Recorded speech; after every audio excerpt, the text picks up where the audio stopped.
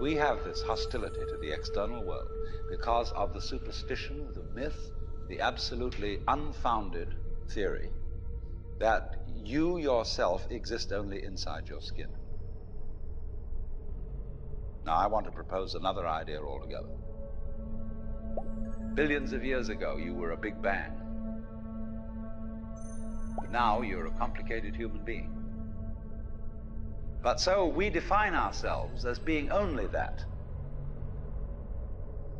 If you think that you are only inside your skin, you define yourself as one very complicated little curlicue, way out on the edge of that explosion, way out in space and way out in time.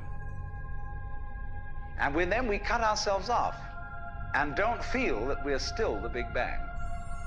But you are. Depends how you define yourself. You are actually, if this is the way things started, if there was a Big Bang in the beginning, you're not something that is a result of the Big Bang. You're not something that is a sort of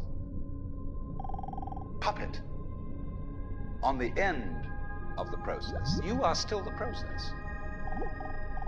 You are the Big Bang, the original force of the universe coming on as whoever you are.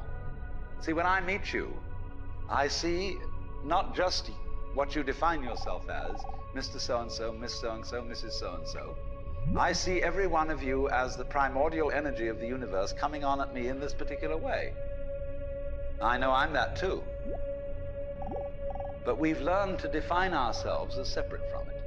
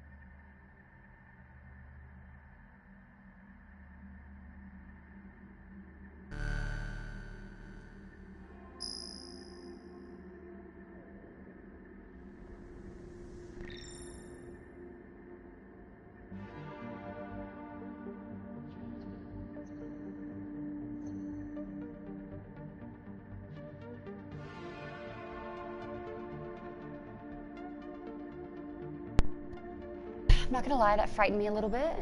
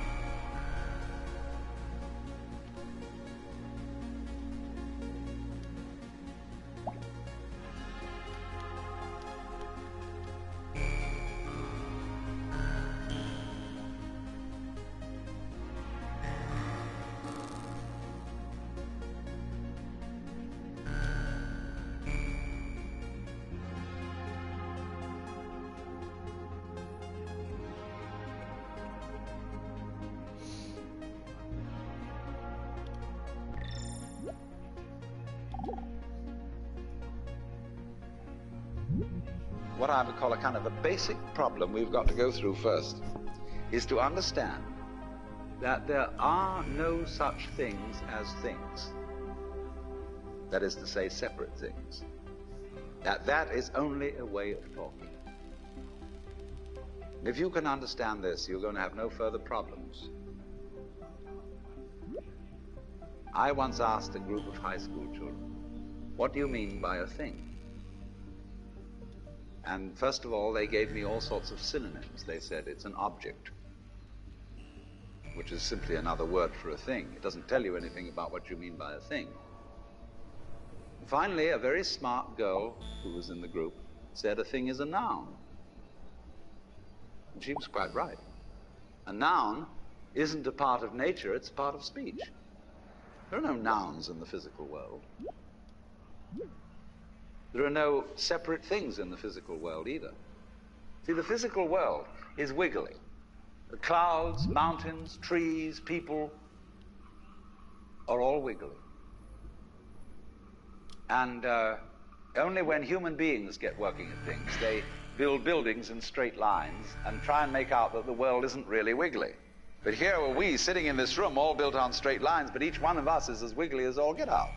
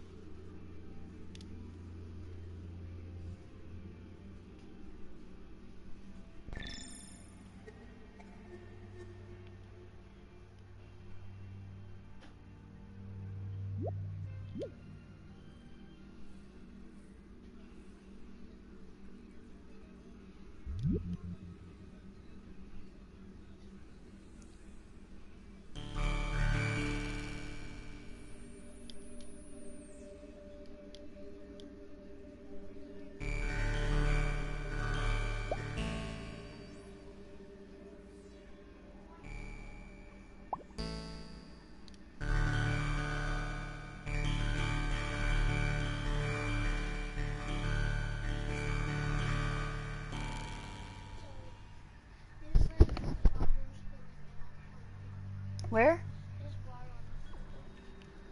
In front of the dishwasher? All right, I'll get it in a minute. Where's Zach? Where'd he go? Oh, okay. Is he taking a nap?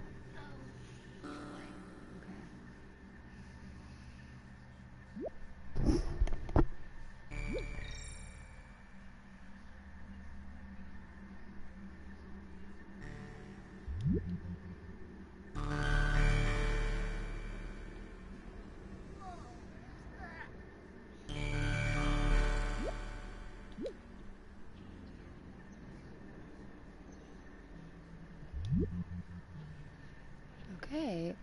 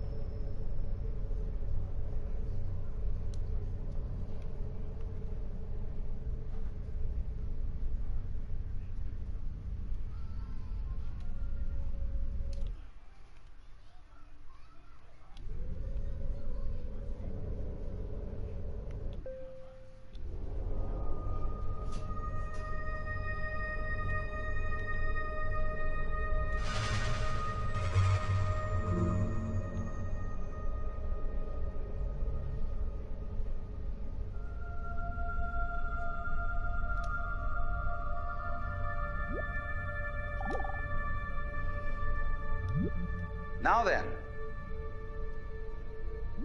when you want to get control of something that wiggles, it's pretty difficult, isn't it? You try and pick up a fish in your hands, and the fish is wiggly and it slips out. What do you do to get hold of the fish? You use a net. And so the net is the basic thing we have for getting hold of the wiggly world. A net is something regular. And I can number the holes in a net. So many holes up, so many holes across. And if I can number these holes, I can count exactly where each wiggle is in terms of a hole in that net. But in order to do that, I've got to break up the wiggle into bits. And I've got to call this a specific bit, and this the next bit of the wiggle, and this the next bit, and this the next bit of the wiggle. And so these bits are things which I mark out in order to talk about the wiggle, in order to measure it, and therefore in order to control it. But in nature, in fact, in the physical world, the wiggle isn't bitted. So the world doesn't come thing. You and I are all as much continuous with the physical universe as a wave is continuous with the ocean. The ocean waves, and the universe peoples. And as the wave, I wave at you and say, you. The world is waving at me with you and saying, hi, I'm here. But the way we feel and sense our existence, being based on a myth that we are made, that we are parts, that we are things, our consciousness has been influenced so that each one of us does not feel that. we feel we have been hypnotized, literally hypnotized, by social convention into feeling and sensing that we exist only inside our skins, that we are not the original bang, but just something out on the end of it. And therefore we are scared stiff. Because my wave is going to disappear. And I'm going to die. And that would be awful.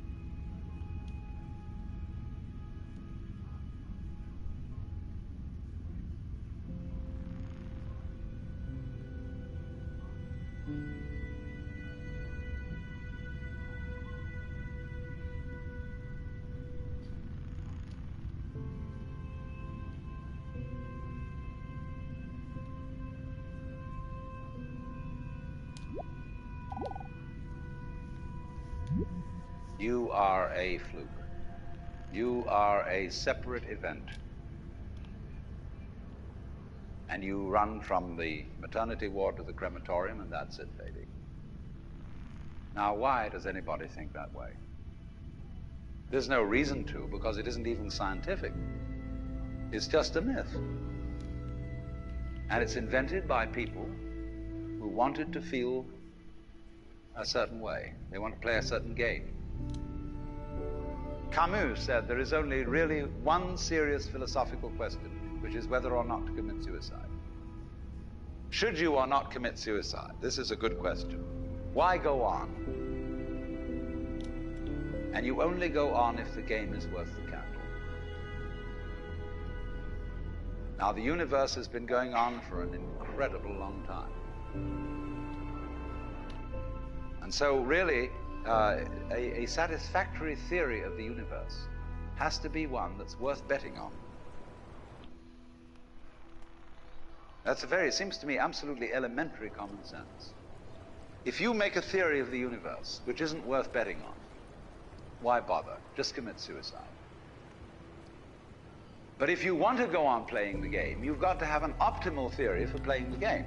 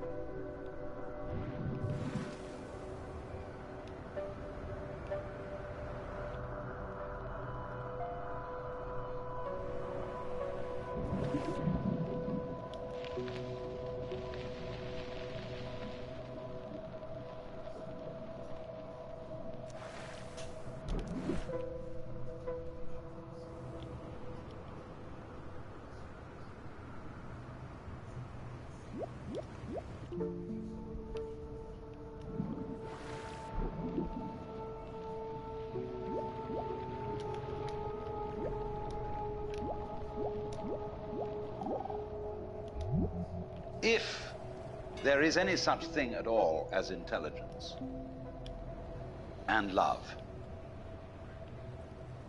and beauty, well, you found it in other people. In other words, it exists in us as human beings. And as I said, if it is there in us, it is symptomatic of the scheme of things. We are as symptomatic of the scheme of things as the apples are symptomatic of the apple tree or the rose of the rose bush.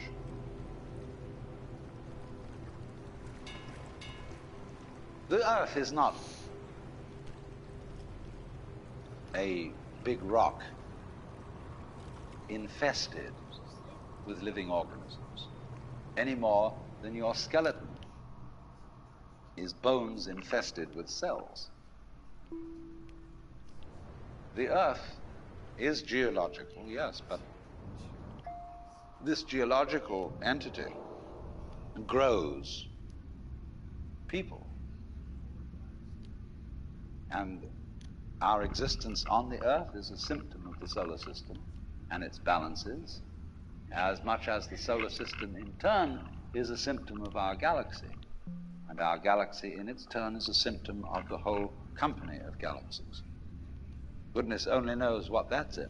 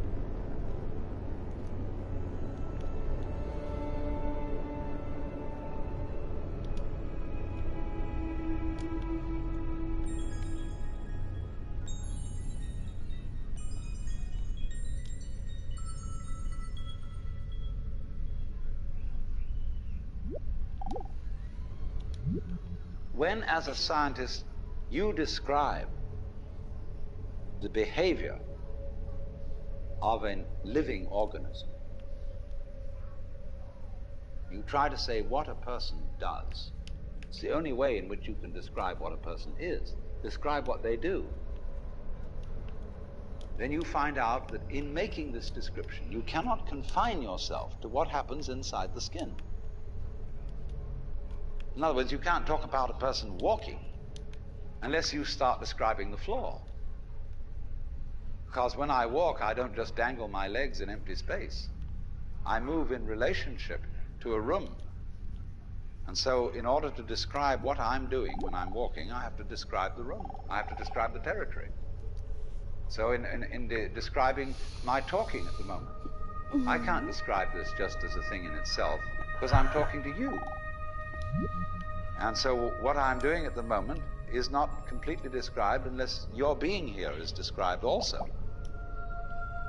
So if that is necessary, if, in other words, in order to describe my behavior, I have to describe your behavior and the behavior of the environment, it means that we've really got one system of behavior. That what I am involves what you are. I don't know who I am unless I know who you are. And you don't know who you are unless you know who I am. In other words, we're not separate. We define each other. We're all backs and fronts to each other. We and our environment, and all of us and each other, are interdependent systems. We know who we are in terms of other people. We all lock together. And this is, again and again, the serious scientific description of how things happen. And any good scientist knows that what you call the external world is as much you as your own body.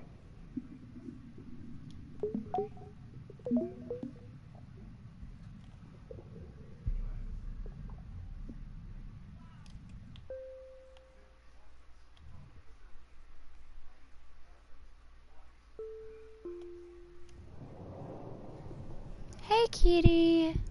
Excuse me. Zach, come here.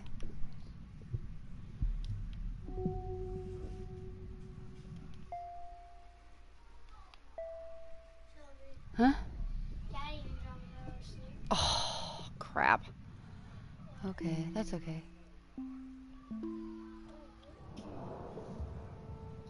I think I'm pollen.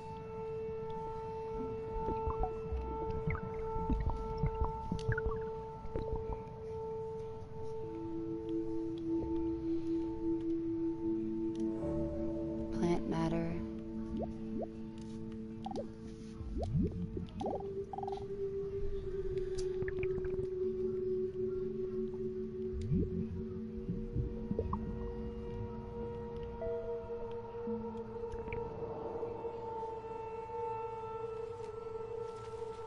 Wow, it's one giant circle. A chestnut.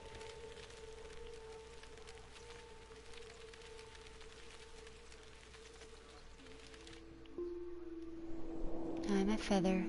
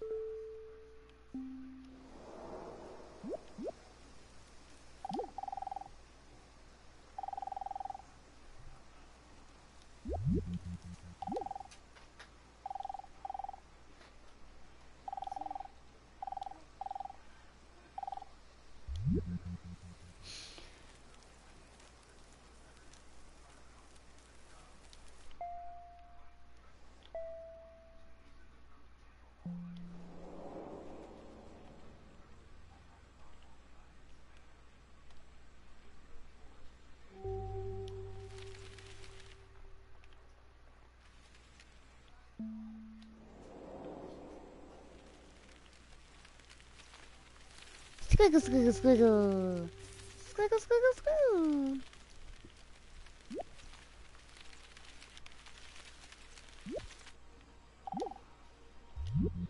Your skin doesn't separate you from the world. It's a bridge through which the external world flows into you, and you flow into it. Just, for example, as a whirlpool in water, you could say, because you have a skin, you have a definite shape, you have a definite form. The whirlpool is a definite form, but no water stays put in it. The whirlpool is something the stream is doing.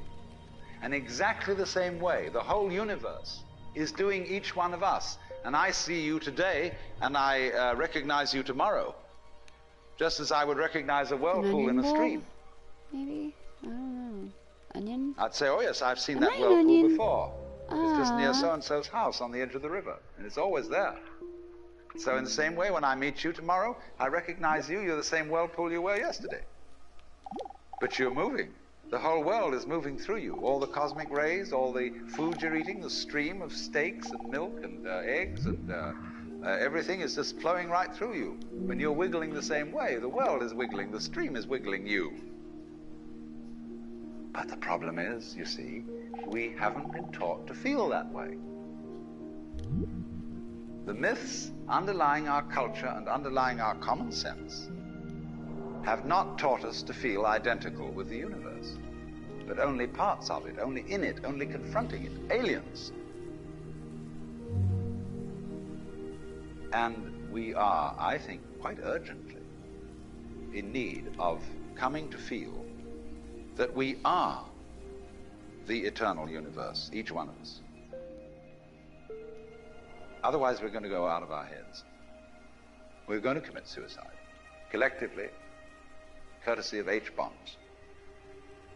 And, all right, supposing we do, well, that will be that, and there will be life making experiments on other galaxies. Maybe they'll find a better game.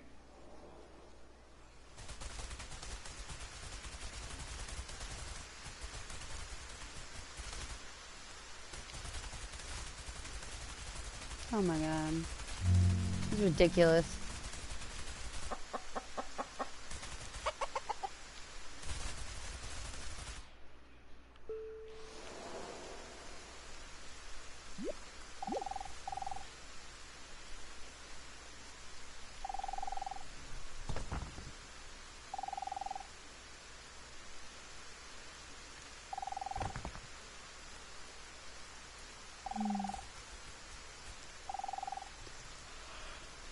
Oh, thank you.